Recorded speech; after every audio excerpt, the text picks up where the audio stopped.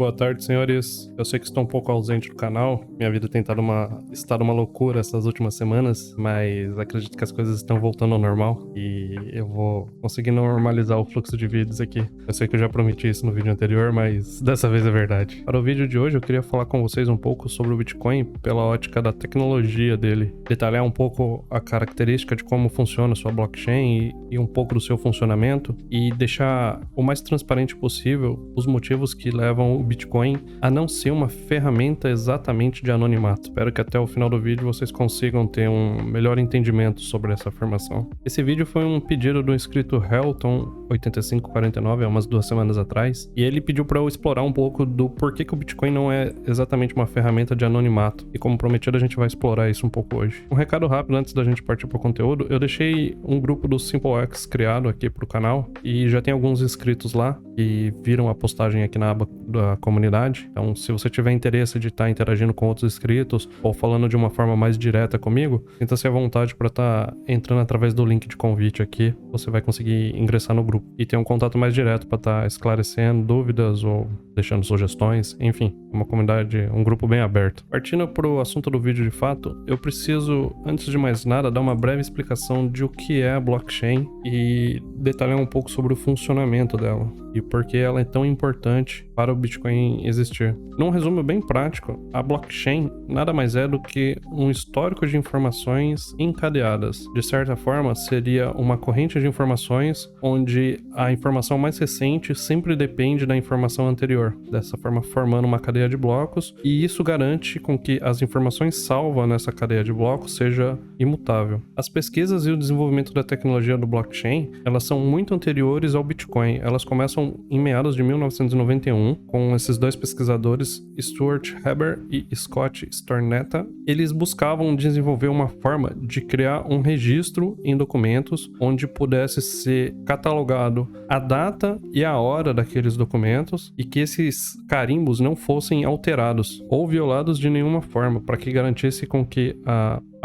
autenticidade dos documentos fosse sempre a mais fiel possível. Apesar dos estudos do desenvolvimento da tecnologia da blockchain terem iniciado nos anos 90, a primeira vez que ela foi de fato executada e colocada em prática foi somente em 2008, com a publicação do artigo do Bitcoin, feito pelo Satoshi Nakamoto, e como ele pretendia estruturar toda a base de funcionamento do Bitcoin em cima da tecnologia da blockchain. E a ideia inicial, para se estar utilizando todo o conceito de blockchain, foi transformar essa cadeia de blocos imutáveis num livro-razão, similar a esse que temos em comércios e lojas, onde a gente consegue manter registrado de forma perpétua a entrada e saída de dinheiro. O Satoshi Nakamoto idealizou essa forma de funcionamento da blockchain para o Bitcoin. E em 2009, no ano seguinte, após a publicação do paper, foi quando ele deu início à mineração e quando de fato a tecnologia da blockchain começou a ser implementada pela primeira vez. Existe esse site que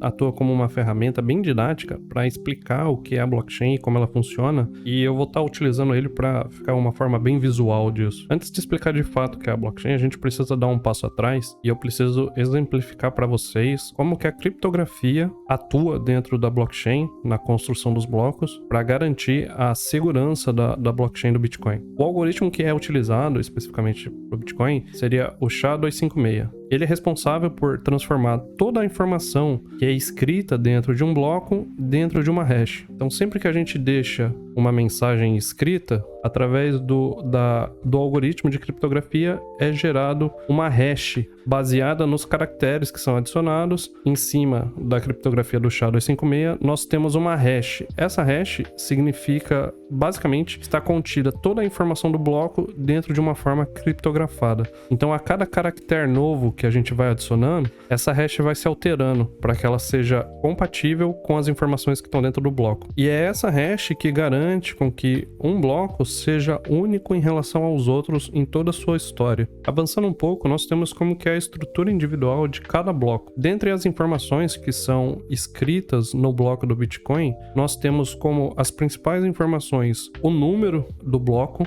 o nonce, que é um número aleatório que é gerado para cada bloco, e é esse nonce que os mineradores tentam desvendar quando realizam o processo de mineração. Nós temos o campo onde são escritas as informações de fato do bloco, e temos a hash que fecha e encapsula todas as informações que estão dentro do bloco. Para o funcionamento do Bitcoin, as hashes são organizadas de forma com que elas sempre iniciem os primeiros caracteres com uma determinada quantidade de zeros. Se vocês se lembram do vídeo do Nostr, onde eu mostrei aquele gerador de hashes para o ID do Nostr, lá eu expliquei que quanto maior a quantidade de caracteres iniciais numa determinada sequência que você exige, maior é a dificuldade para que aquela hash seja encontrada. E é isso que define a dificuldade de mineração. Quanto mais zeros eu pedir na frente da hash, maior vai ser essa dificuldade. E semelhante ao exemplo anterior, toda vez que eu adiciono uma informação nova ao bloco, essa hash também é alterada. E eu preciso realizar o processo de mineração para encontrar uma hash compatível com todas as informações do bloco que comece com uma determinada quantidade de zeros. No caso aqui, esse exemplo, ele utiliza 4 zeros, que é uma dificuldade muito baixa do Bitcoin. Atualmente, se eu não me engano, ele está usando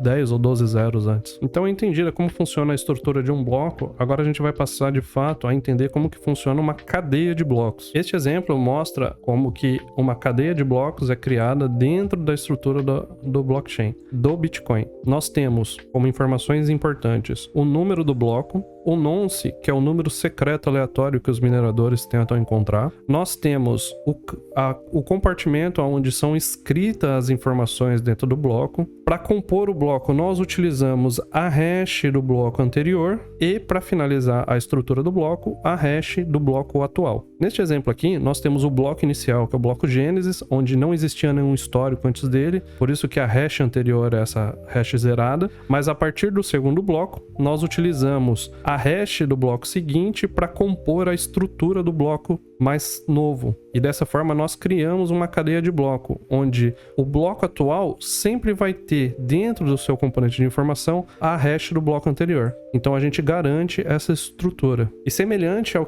que acontece no exemplo ali da hash, se nós alteramos alguma informação dentro de um dos blocos, isso acaba por alterar a hash do próprio bloco. Então isso necessariamente implica com que esse bloco precisa ser minerado novamente para encontrar uma hash compatível com as novas informações que tem dentro daquele bloco. Então a gente precisa vir e minerar o bloco para encontrar a hash que vai funcionar como validação do bloco. Vocês separaram no exemplo, quando eu alterei a informação do bloco 2, toda a cadeia subsequente de blocos ela acabou se tornando inválido, pois o hash do bloco anterior acabou sendo alterado em todos os outros. Então, se uma informação é alterada num bloco, toda a cadeia precisa ser atualizada e minerada novamente, para que toda a cadeia encontre um hash compatível com a sequência e assim a cadeia possa se tornar totalmente válida. Avançando mais um pouco dentro da estrutura de como funciona a blockchain do Bitcoin, nós já entendemos como é a estrutura do bloco, como funciona a estrutura em cadeia do bloco e especificamente para o Bitcoin, a blockchain ainda trabalha de forma distribuída. Isso quer dizer que cada nó dentro da rede do Bitcoin possui uma cópia da sua própria blockchain. Então cada nó mantém um registro específico próprio de todas as transações que foram aceitas e validadas. E semelhante ao outro exemplo, se eu alterar um caractere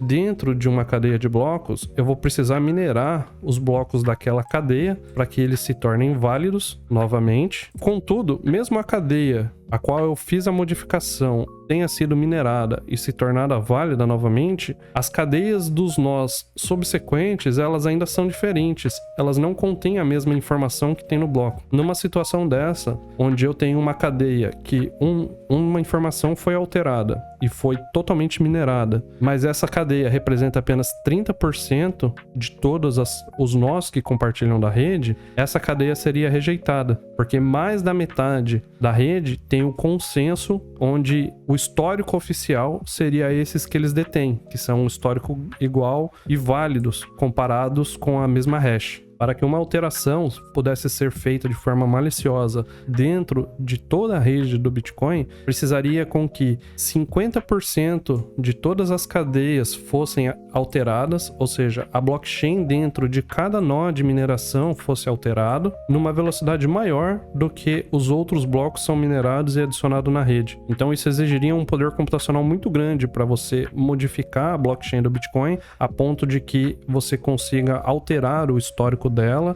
ou realizar um ataque malicioso para que você desvie fundos ou crie moedas adicionais. E avançando um pouco mais para a visão de dentro do Bitcoin, essa daqui seria a versão final de como a blockchain funciona. Nós temos o número do bloco, temos o nonce daquele bloco, nós temos a transação de Coinbase, que é a transação que cria de fato novos bitcoins. Então, quando um minerador cria um novo bloco, ele recebe a recompensa da transação, que no caso do exemplo aqui está em 100 moedas aqui, 100 bitcoins, que foram destinadas à carteira do Andrés aqui. Nós temos os históricos de transações, o hash do bloco anterior e, fechando o bloco, nós temos o hash atual do bloco. E assim, subsequentemente, todas as transações e históricos são transmitidos a cada bloco do Bitcoin, para cada nó que valida aquela transação e adiciona ela dentro da sua própria blockchain. E similar ao outro exemplo, se eu quisesse alterar alguma transação ou alguma informação, vamos supor, por exemplo, que eu gostaria que essa transação que foi do Andrés para a Sofia, enviando 10 bitcoins, eu não quero que seja 10 bitcoins, eu quero que seja 100 bitcoins. Isso causa com que a hash do bloco seja alterada, então eu preciso minerar novamente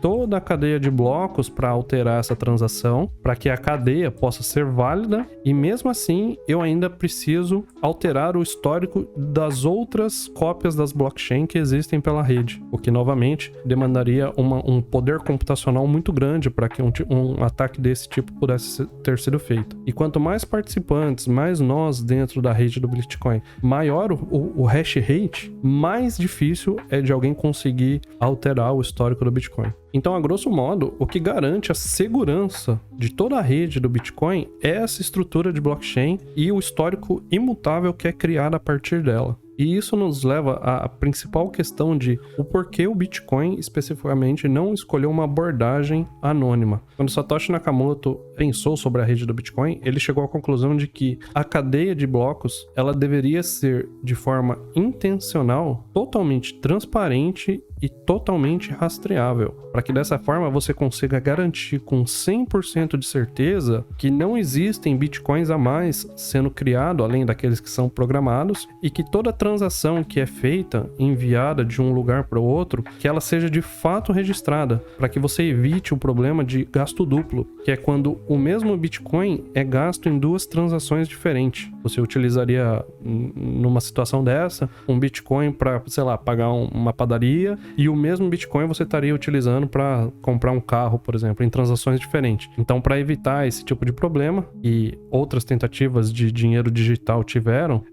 o Satoshi Nakamoto chegou à conclusão de que a blockchain deveria ser totalmente transparente e rastreável, para você garantir a integridade de todas as moedas e todos os saldos de todas as carteiras. Então, essa característica foi feita de forma intencional. A gente pode observar isso quando a gente entra num explorador de blocos como o mempool.space. Dentro desse explorador aqui, a gente pode ver toda a cadeia de blocos dos que foram minerados até o mais recente e as transações que estão aguardando na fila para serem mineradas. Então, a gente pode simplesmente vir em qualquer bloco, abrir o bloco e consultar todas as informações que foram registradas desse bloco. Então, através desse explorador aqui, a gente consegue já de cara ter algumas informações, como o número do bloco, o hash do bloco, qual foi o horário, o tamanho dele, quantas transações, qual foi o total de taxas pagas nesse bloco, que aqui no caso foi de 0,115 BTC, qual foi o minerador que minerou ele, quais são as transações que estão dentro do bloco, e a gente pode olhar detalhadamente, em forma de listas, quais foram as transações que foram registradas desse bloco. Então a gente consegue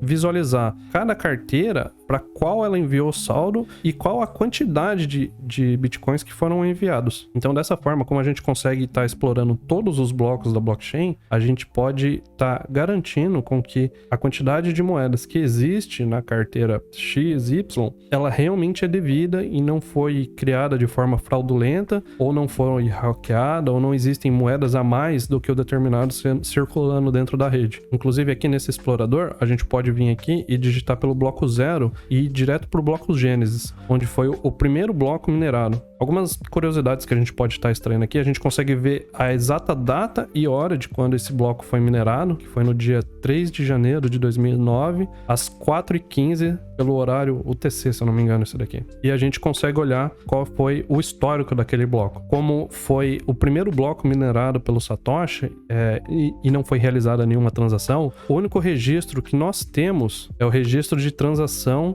de criação da moeda. Na época, era feito a recompensa de 50 bitcoins por bloco minerado, então nós temos aqui registrado uma única transação que cria as primeiras 50 moedas de Bitcoin de toda a rede. Outra curiosidade interessante é que o Bitcoin ele permite com que você armazene informações não só na forma de transação, você também pode deixar caracteres escritos como um componente de nota dentro daquele bloco. E o Satoshi deixou uma mensagem aqui escrita no primeiro bloco Gênesis, demonstrando qual que era o intuito dessa rede e qual foi a motivação dele por criar isso. E aqui nós temos The Times, 3 de janeiro de 2009, referenciando uma capa de jornal, que no caso é essa daqui, a capa da Times, onde é dada a notícia que o chanceler iria salvar os bancos europeu com dinheiro público para evitar a quebra de 2008. Então foi essa indignação que moveu o Satoshi Nakamoto a estar desenvolvendo em sua totalidade o Bitcoin. E ele fez questão de deixar registrado isso no primeiro bloco Gênesis que ele minerou, onde tudo começou, ele deixou essa informação registrada aqui. Outra curiosidade interessante aqui é que a gente consegue estar explorando todos os blocos que foram minerados e pode ver que eles continham apenas uma transação, porque por muito tempo o Satoshi minerou sozinho a maior parte dos blocos iniciais. E uma coisa interessante é que no bloco 170 foi onde aconteceu de fato a primeira transação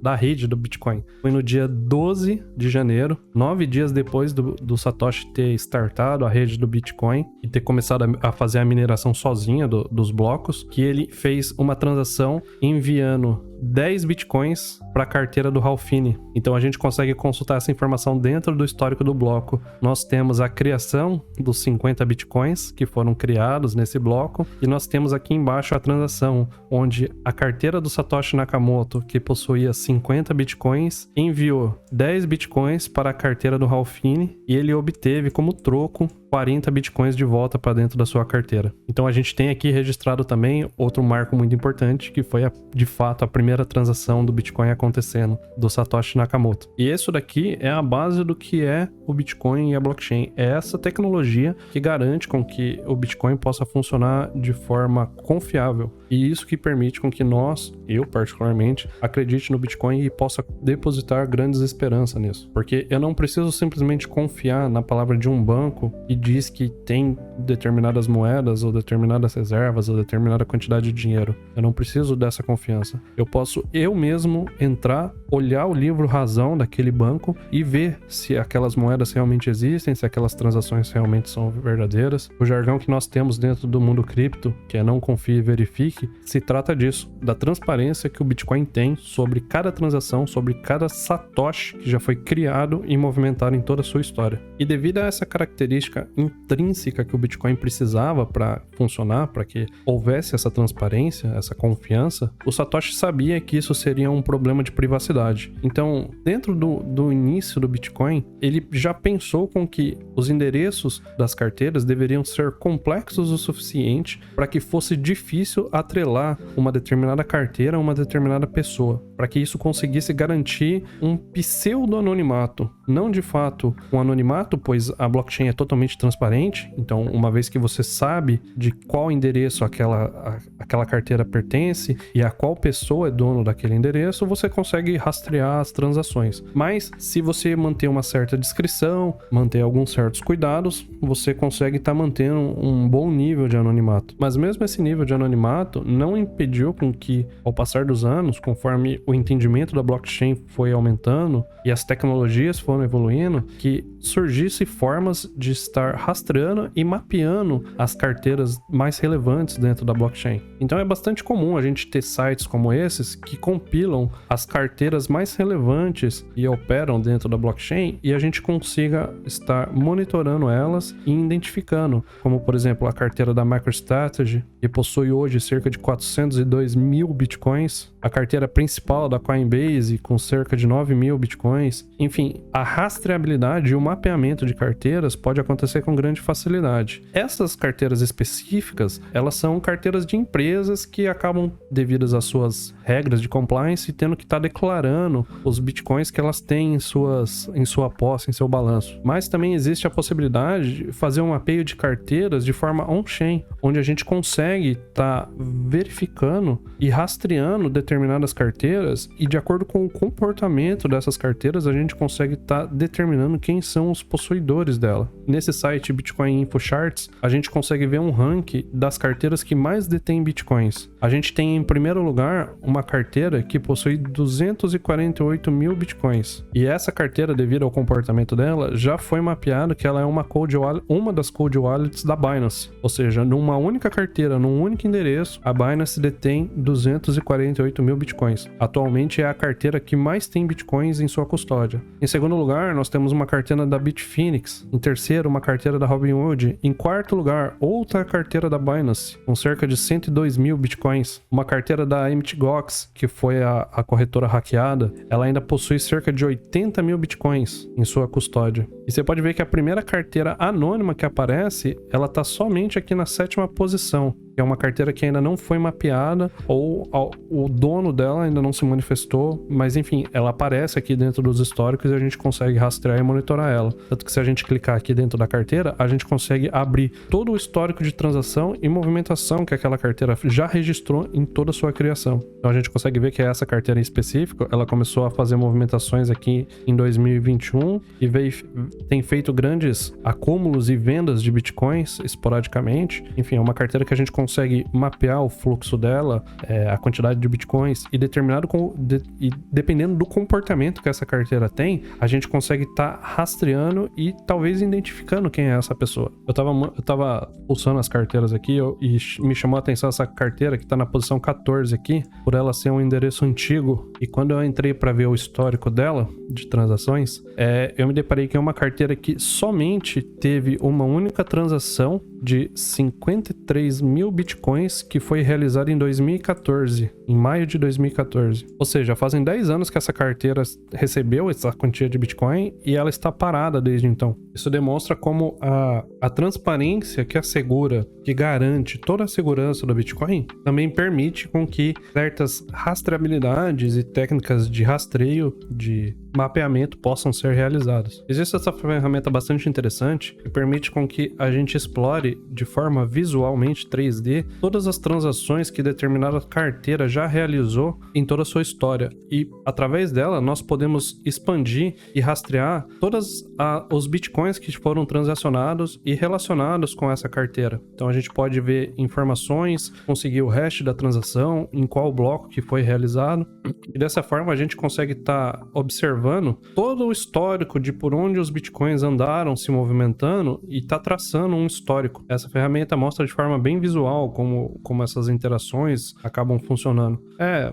bastante bacana e didática para vocês estarem explorando ela. Vou estar deixando o link na descrição do vídeo para vocês. E não só as ferramentas, mas também existem empresas que são especializadas em estar fazendo o rastreio e o monitoramento, todo o mapeamento de carteiras dentro da blockchain.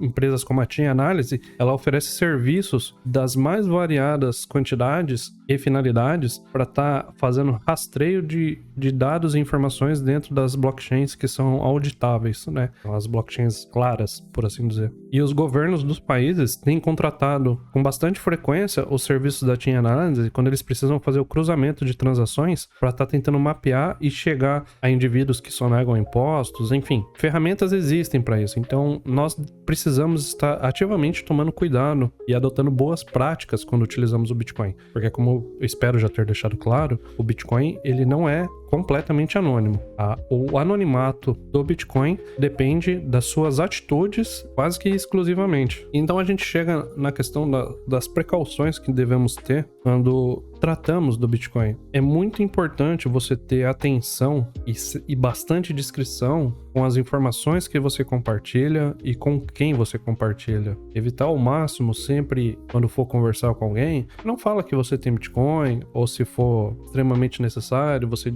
dá informações vagas o mais possível, né? Pois até mesmo com informações de histórico de compras que você realizou, talvez seja possível rastrear sua carteira e tá chegando até você. Outra coisa importante é você não reciclar endereços de Bitcoin toda vez que você vai receber ou transacionar moedas com pessoas estranhas ou serviços desconhecidos. O Bitcoin tem dentro da sua história, dentro da sua evolução, que depois da publicação do Satoshi Nakamoto, vários desenvolvedores se juntaram à comunidade e fizeram propostas de melhoria para que fossem incorporados no Bitcoin e o Bitcoin continuasse se atualizando, não fosse uma rede estática sujeita a ataques devido a problemas que foram muito defasados ou altamente conhecidos. Uma das propostas que foram realizadas por Bitcoin foi a BIP32. Essa atualização modificava a forma com que era gerado a chave principal do nó de Bitcoin, da carteira de Bitcoin, e através dessa chave nova que eles proporam, seria possível você derivar infinitas chaves de carteira e dentro dessas infinitas chaves de carteira, você ainda poderia derivar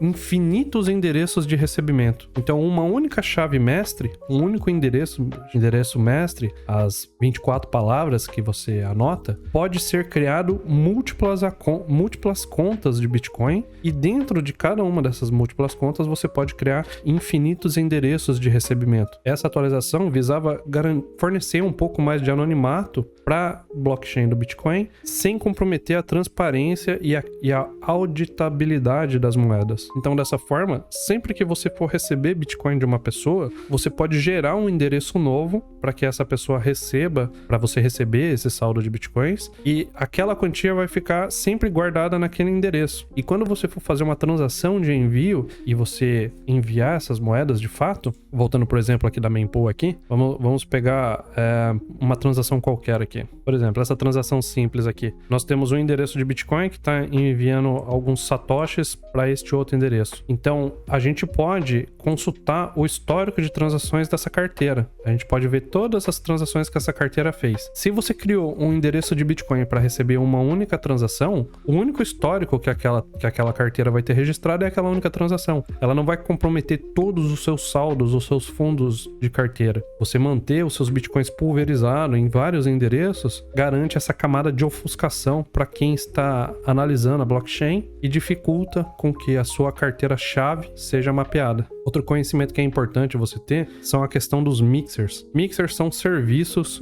que, a grosso modo falando, embaralham as transações de Bitcoin. Então você quer enviar, sei lá, meio Bitcoin para uma pessoa, você adiciona essa transação dentro de um mixer, ele vai juntar com várias outras pessoas que estão querendo enviar Bitcoins de forma misturada. Então o seu meio Bitcoin vai ser enviado para uma outra pessoa que você não queria e meio Bitcoin de outra pessoa que não tem nenhuma correlação com a que vai receber o seu dinheiro vai ser enviado para ela. Então isso acaba por embaralhar as transações e também cria mais uma certa camada de ofuscação. Essa matéria aqui relaciona 6 mixers que trabalham dentro da rede do Bitcoin. E eu vou deixar ela também na descrição para que vocês deem uma explorada sobre isso e entendam um pouco mais como funcionam essas ferramentas. Mas tome cuidado, mixers é um assunto bem complicado. Talvez eu até faça um vídeo abordando e aprofundando mais a questão dos mixers, porque toda vez que você utiliza um mixer para embaralhar uma quantidade de Bitcoin, entre aspas, aquele Bitcoin acaba ficando marcado por ter sido um Bitcoin que foi lavado, por assim dizer, e algumas corretoras, algumas transações,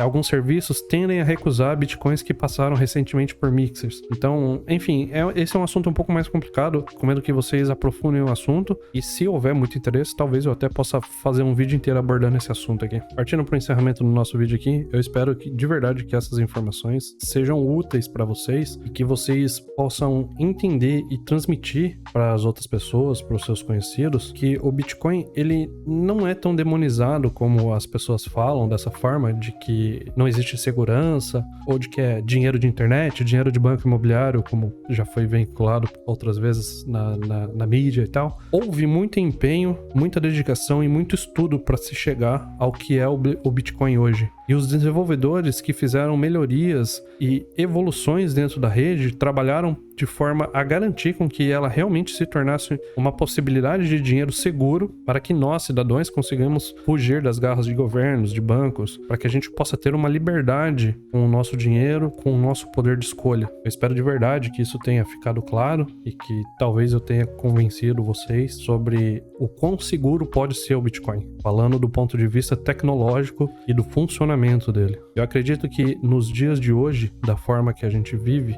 e como o mundo e a sociedade vai caminhando, é fundamental que nós temos um entendimento do que é o Bitcoin, do que são as criptomoedas e de como os outros diversos projetos criptos podem estar funcionando e atuando a nosso favor, para que a gente consiga garantir mais privacidade, mais segurança e numa situação de caos, a gente consiga fugir com grande facilidade e levar os nossos fundos, o nosso poder monetário junto com a gente, sem que ninguém fique metendo a mão ou bisbilhotando demais. Eu espero de coração que isso possa ser útil para vocês em algum momento de necessidade. Como eu digo no final de todos os vídeos, esperem sempre pelo melhor das pessoas e das situações, mas estejam sempre munidos de conhecimentos para estar preparado para o pior. Um forte abraço a todos, boa sorte, a gente se vê no próximo vídeo. Falou, pessoal!